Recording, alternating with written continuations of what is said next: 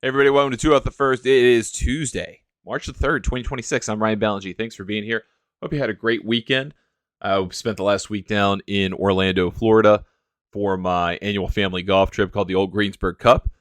Came in fourth place out of 14 players. It is hard playing net match play against guys. We have a great, it's not even the point, but we have a great group of guys spanning a variety of ages. I think our youngest this year was 30, 31. Our oldest is in their mid 70s, and everyone just having a great time. They've been doing this trip, and they're my in-laws. They've been doing this trip for almost 40 years, and it's just really an incredible thing. And last year we had a guy who had been coming on the trip for 30 years for the first time. This year it's the next generation. It's really cool to see people win something and get emotional about it, even though we all say it doesn't matter, and then you win and you realize it kind of does. And that's what happened on Saturday. So anyhow, I wasn't there to scout the Arnold Palmer Invitational. Wasn't in that part of Orlando. I have played Bay Hill before. It's been a long time, probably 15 years since I played Bay Hill. It was a cold, wintry day the day I did it, but it's something that'll stick with me. It's a cool place. So that's the context through which I'm kind of thinking about the Arnold Palmer Invitational this week. We're going to talk about that probably on Thursday. We are going to talk about a couple of different things today, though. So first, I do want to talk about a column from Eamon Lynch, where he's basically kind of slow rolling the spilling of the beans that's going to probably happen next week at the Players, where CEO Brian Rolapp is pretty much going to, at least based on Eamon's reporting, going to kind of spill the beans, at least to the players, maybe to the media and the public, therefore, about the plans to transform the PGA Tour schedule. And what Eamon wrote isn't necessarily more revelatory than what we heard from, Harris English in November at Sea Island, where he said, hey, they're planning on changing the schedule and they're going to do this and that. But I think it seems like it's kind of the thinking has been codified, right? The thinking has been more formalized. And that's what's going to be the next step is, all right, now here's our idea. Now we have to go thread this needle, actually multiple needles, to make it work. And I think we've touched on this a little bit previously, but they've got to talk to a lot of people to make this thing happen. If they're going to create a schedule where there's the kind of signature tier, the top player tier, whether that's the top 70, whether that's the top 50, whether it's the top 100, I don't know what they're coming up with. I don't know that number, and I don't think Eamon knows either. But whatever that number is, if you say top 70, let's say, then what does that look like? How is there, how many events are there for those players? Is it 20 events, 22 events, 24 events? Is the FedEx Cup playoffs just for them? What's that look like? If they have a second tier of events, what does that look like, right? So you got your signature tier. You already kind of have 8 in there. You've got the FedEx Cup playoffs. That's 11. You've got the players. That's 12. What else are you throwing in there to get to that number? How many sponsors will agree to step up and pay enough to be a part of a $20 million tier with those kinds of events? I do not know the answer to that. I can make some guesses, but let's just say that's the first needle they've got to thread. Finding sponsors who are willing to go up and finding sponsors that are willing to go down. And that's another tough part, because based on the Cognizant Classic, there was a lot of uproar over the weekend about the weakness of the field and a variety of players withdrawing. Ben Griffin withdrew. Jacob Bridgman withdrew after he won the Cognizant, or after he withdrew from the Cognizant after winning the Genesis. WD, enormous bank balance. Adam Scott withdrew. Ben Griffin withdrew. The field was not good. It was pretty weak. It was an entertaining tournament. You had Shane Lowry, one of the highest ranked players in the field, contending to the very end against Nico Echeverria, who's been playing very good golf. But it's not what you're going to get this weekend, right? You've got 41 of the world top 50 competing this week, once again in the signature event for approximately 70 official world golf ranking points to the winner.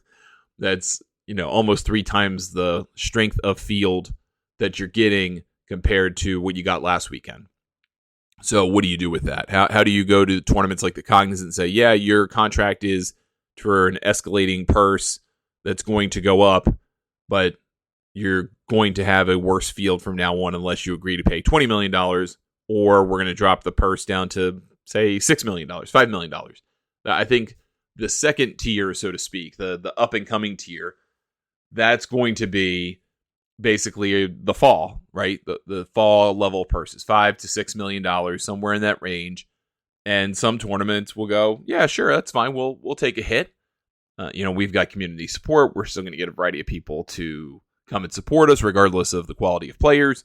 We know we're not going to get any top 50 players anymore, but that's the fall. That's how we're going to work this. Some are going to sign up for that. Probably plenty won't. Plenty will go, okay, well, we're out of here. Unless we get some kind of guarantees about player appearances or those types of things. That's going to be a tough thing to thread. But you can imagine there are some tournaments that just they aren't going to upgrade. They aren't going to want to be a part of it. My question, and I wrote about this exact concept, I don't know, 4 years ago. I keep referencing this article, but it's kind of crazy how much it's coming true. And the question then is, all right, if you have a secondary tier, I thought that the top tier would be smaller, be like 15, 16 events. And maybe that's what they come up with. But if they have this secondary tier, what's in that? And does that include events from the Korn Ferry Tour, right? Because the Korn Ferry Tour has a series that's 25, 26 events pretty much every year. And you're trying to get guys to move up to the PGA Tour. Well, if you move up to the PGA Tour and you're basically locked out of whatever the signature series is for a year, and I don't think it's going to work out that way. I think there'll be some movement in the season, like the Aon Next 10 or the Aon Swing 5, those types of things. They'll still exist, I think. They'll just be at this second level. And how do you kind of then go, okay, you've got to go now through the second tier to get to the top tier. So if you're a Johnny Kiefer, for example, who I think is going to be a great player, he played well enough this year or last year to get into the Masters based on his play on the Korn Ferry Tour, which is incredible. Then he would have to go through the second tier of the PGA Tour and then the top get to the top tier, right? Which is kind of what he's doing now, but more of a formal ceiling between those things, right? Do you basically just say, all right, the Korn Ferry Tour is no longer the Korn Ferry Tour, it's the secondary PGA Tour. And you can have you keep the branding for that circuit. You can have a title sponsor for it. The PGA Tour is the signature series. The Korn Ferry Tour, which by the way, a few years ago, I think it was last year actually, I met the folks from Korn Ferry at the season opener for the Korn Ferry Tour in Atlantis in the Bahamas. And they were nice people. And they said they got the bargain of a century to be the title sponsor of the Korn Ferry Tour. I'm guessing that's not, if this comes around the way I'm thinking, that will not be available for much longer. And that whatever is about to happen isn't going to happen in one fell swoop, right? They've got a multi-year deal in place with a variety of tournaments, etc. So they can't just uproot the Korn Ferry Tour right away. Nor am I certain they're going to do that. But if you're doing that, the Korn Ferry Tour events have to be worth a whole heck of a lot more. And you've got to have, some tournaments move up, some kind of move down. I don't know how that's going to work out, but there's probably going to be some consolidation there if that's the way they go. I just don't think there's enough PGA Tour events that exist currently to satiate the players who don't get in the signature series. And you need to have at least as many players in the second tier as the top tier. So you got to figure that out. If it's 72, if it's 70, if it's 100, if it's 100 there, then you got to have 100 others. Well, I don't know that you have 100 others that you would make a point of having a tour for. So I think that's what's coming on that end. And when the one thing that stuck out to me when the Korn Ferry Tour decided to leave French Lick, they said they're changing formats. And I thought that was very interesting because what do you mean changing formats? I thought at the time, this was before Harris English had said anything, but I thought what they meant by changing formats was they were changing the makeup of the finals, the Korn Ferry Tour finals. They were going to go to 2 events or I don't know, but something internal. not as broad-based. My guess is this is a make good to Richmond to move the Korn Ferry Tour Finals there because they're losing the PGA Tour Champions event because they don't want to, they don't have the playoff event anymore. And then they're going to change everything. Korn Ferry Tour is going to change. That's going to be the kind of secondary PGA Tour. It's going to get an upgrade in branding. They're going to have a new title sponsor probably. And then they'll go and have the PGA Tour be what we consider the signature series, however many players it is, 70 or 100. And there'll be some up and down. My guess is what you would do is you would kick out 30 players. You'd have the top 100 play all season long, all the same events. You'd have cuts, you'd have points, all that stuff. And then the playoffs would be 70, 50, 30, right? The 30 players who don't qualify, they're relegated. The top 30 players from the secondary tour, they're promoted. The top 50 players, they get some reward because now the system pays off based off of the BMW Championship. So they're setting this up. The BMW Championship is the payoff to the regular season, so to speak. You have 2 playoff events. And then with basically signature events, they're doing this in plain sight, man. And then the top 30 is just a shootout, $40 million tournament shootout for funsies, to determine the FedEx Cup winner. So that's what that's going to be in my mind. So that's probably what we're setting up for. I think we'll find out more about this as the players next week. I don't think that any of that is particularly surprising, given kind of the pieces they're laying. I'm just kind of stitching them together. I don't think they're doing anything particularly shocking here. They're trying to lay the groundwork for all of this with everything that they've done.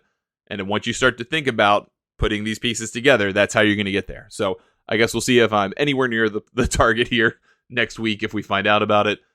I have a feeling it's kind of close, but maybe not exactly. We'll see. So that's Eamon's column. I thought it was an interesting read because Eamon writes very well, but he also loves to talk down about things and also loves to say what he thinks executives have to do and they should do and this, that, and the other. And you always have to read that kind of stuff through the sources that are used for the piece, right? And that's not just an Eamon thing. That's an everybody thing. That's an everything you read thing. Who are Eamon's sources? I don't know who they are personally, but my guess is that some of them were top tier players. I mean, obviously, Rory McIlroy's a friend. There's going to be some guys on the lower end who talk to Eamon as well, who go, well, this ain't good. You're going to have to get us buy-in. You're going to have to do this. You're going to have to do that. And we'll see how all that works. And I'm sure there'll be some bonus pull on the back end for the secondary tour. And that'll all get worked out to some degree. It's just not going to be the FedEx Cup for $100 million. That access is going away. This is a self-enrichment thing for some of the PGA Tour players, but also a self-enrichment thing for a for-profit subsidiary of the PGA Tour, which wants to make sure that they have all the top players competing basically every time the PGA Tour plays, and they want no confusion anymore about whether there's going to be a good field this week. They want that to go away. They want you to know if you're watching the secondary tour, you know exactly what you're getting, and a ton of it's going to be on cable, or whatever's coming there. I would guess that's the other thing to thread. How do they renegotiate contracts with their media partners, namely Versant, which owns Golf Channel, the spinoff of NBC Universal, NBC, and CBS, and go, okay, if you're on with the new signature thing, you're going to get great fields every single time. You're just not going to have as much inventory unless you want to carry the secondary PGA Tour, which then CBS, who carries the bulk of the PGA Tour and those events that would fall into it, would go, okay, we're going to pay less. And you have to give us streaming rights on Paramount Plus, which they already have. You need to give us first 2 rounds on CBS Sports Network or something. Those types of things. That could be interesting, but lots to work out, lots to find out. So I think we got the contours right, just not the full thing. The other thing I wanted to talk about today is some comments from Jon Rahm ahead of this week's LIV Golf event in Hong Kong. It's their 3rd event of the year. And he was asked about the settlement from the DP World Tour. And the DP World Tour announced last week while I was away, I think it was last week or just before I went away, that they had reached an agreement with, I believe it was 8 players, including Tyrrell Hatton, but 8 LIV Golf players who have concurrent membership with the DP World Tour and LIV, and that basically there was a settlement that they could play this year without fines and having to go pay previous fines or settlements, because they agreed to something. They agreed to play more events, basically 2 more events than the minimum standard for everybody else to maintain DP World Tour membership. And the current standard is 4 non-co-sanctioned events. So 4 DP World Tour exclusive events to be a DP World Tour member, which you need to be eligible for the Ryder Cup. Jon Rahm was notably the player that turned down that deal. He refuses to pay the fines, even though LIV would pay $2 million, basically the fines he's racked up to date, and he refuses to pay them. They would pay them for him, I'm sure, even though he's got plenty of money to handle himself. And he talked about that today. He was asked about the DP World Tour play, the 8 players who agreed to the deal and playing tournaments or fines or whatever. And here's what he says. Well, my position hasn't changed in a week. I don't like what they're doing with the contract they're having us sign. I don't like the conditions. They're asking me to play a minimum of 6 events, and they dictate where 2 of those have to be, amongst other things that I don't agree with. If we just go based on that, I've been a dual member my entire career, PGA Tour and DP World Tour. Now with LIV Golf being accepted in the world rankings as part of the ecosystem, you can almost say a 3-tour member, even though I'm suspended from the PGA Tour. But I've always been a dual member. Never once have I been asked for a release to play either one of those tours. We've never submitted a release, so why is it now that we need to be offering this? And there's all these penalties. I understand why they're doing it. What's the problem? Then he kind of adds on, given also the fact that 2 years ago I was asked to appeal the fines so they could figure this out and sort it out, and I did, and we're running into more problems now. Parenthetical around that, yeah, they also got a settlement by arbitration that their fines were perfectly fine to Lee Westwood and Sergio Garcia, etc. So he probably fits under that tent that's already been established. He goes on, I just don't like the situation. I think we should be able to play freely where we want and have the choice to play where we want and not be dictated what we do, especially myself. I can't speak for others, only myself. I've always committed to play the minimum requirement, and I think I've played 4 events, including the Spanish Open, every year except one as a pro, and I commit to do that. That's not going to change. I still fully intend to do that. Now, with LIV and the major schedule, I don't think I'm going to be able to do so until our playoffs or our last events are done on LIV. But given on the back 9, right, we have the Omega Masters, I believe the Irish Open, Wentworth French, Dunhill, Spain. Out of those events, I would love to play my 4 in there, given I'm going to play the Spanish Open. 3 of those I'm going to play, and I fully intend to play 3 of those. I would love to. I don't know what game they're trying to play right now, but it just seems like, in a way, they're using our impact in tournaments and finding us and trying to benefit both ways from what we have to offer. And it's just, in a way, they're extorting players like myself and young players that have nothing to do with the politics of the game. So I don't like the situation. I'm not going to agree to that. Now, I did tell them, funny enough, lower that to 4 events like the minimum says, and I'll sign tonight. They haven't agreed on that. I just refuse to play 6 events. I don't want to, and that's not what the rules say. Jon Rahm looks pretty bad in this situation, I'm going to be honest with you, at least in my view. And you may disagree, and I can totally understand that. But in my view, this makes Rahm look bad.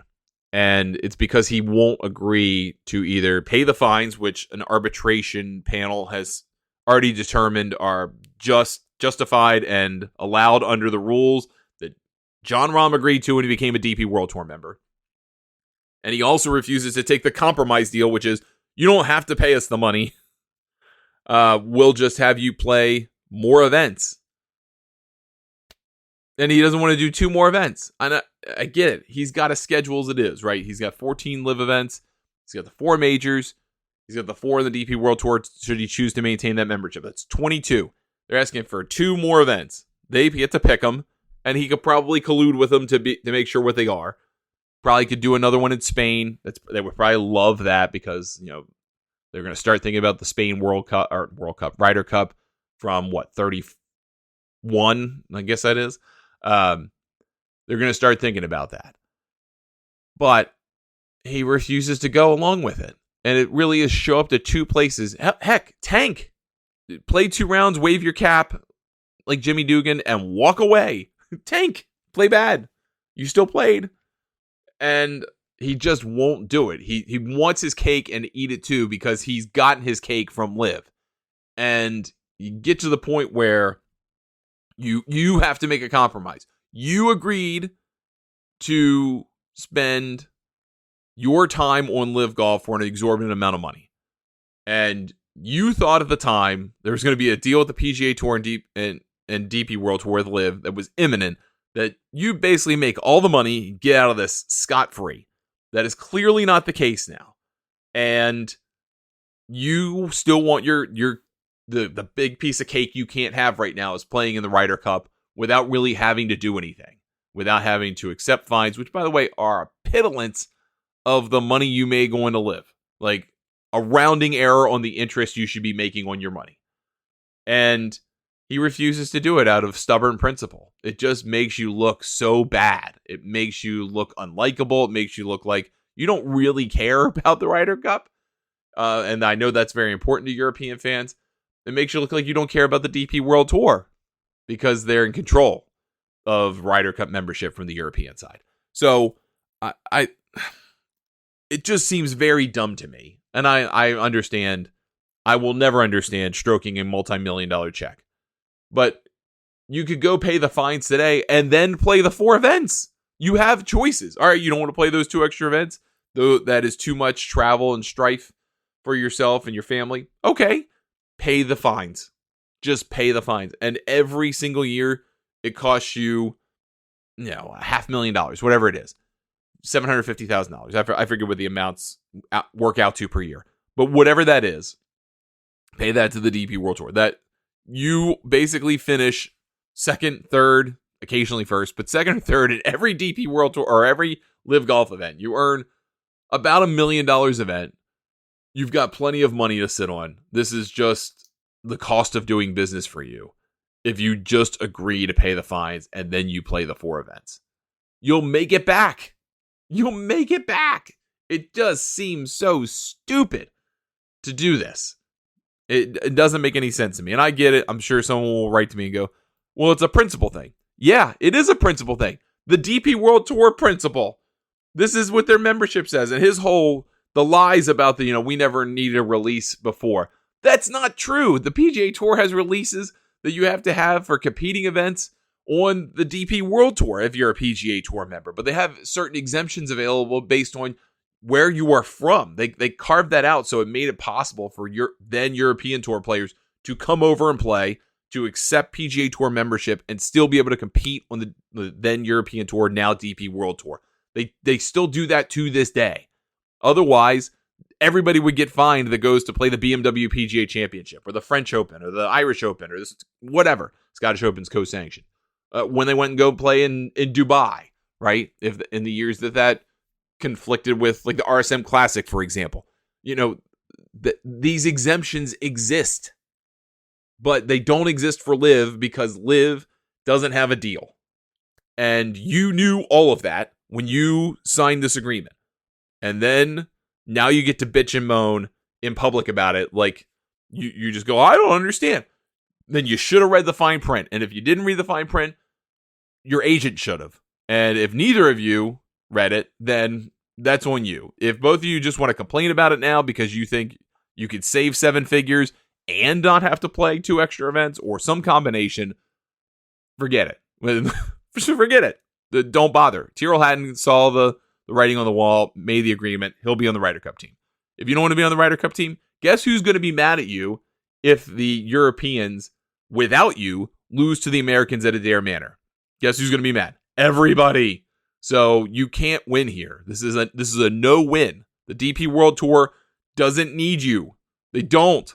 They're going to get Rory McIlroy. They're going to get Shane Lowry. They're going to get Victor Hovland and Justin Rose. And all the other heroes are going to come and play because they know the system.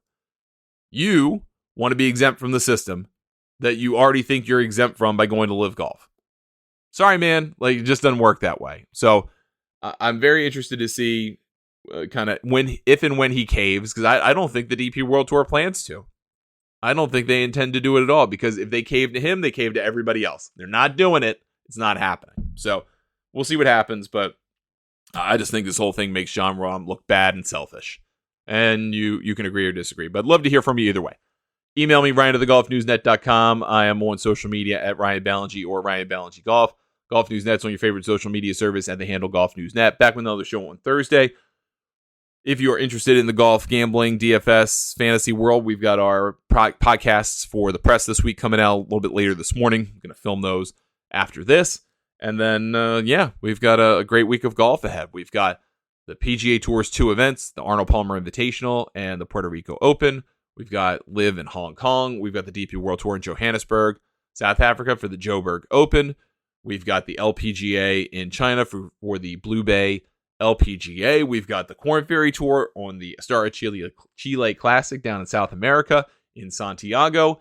And then we have the PGA Tour Champions James Hardy Pro Football Hall of Fame tournament down in, I think it's Boca Raton. So every major tour is in action this week. Actually, even the Epson Tour is playing. They're starting their season this week.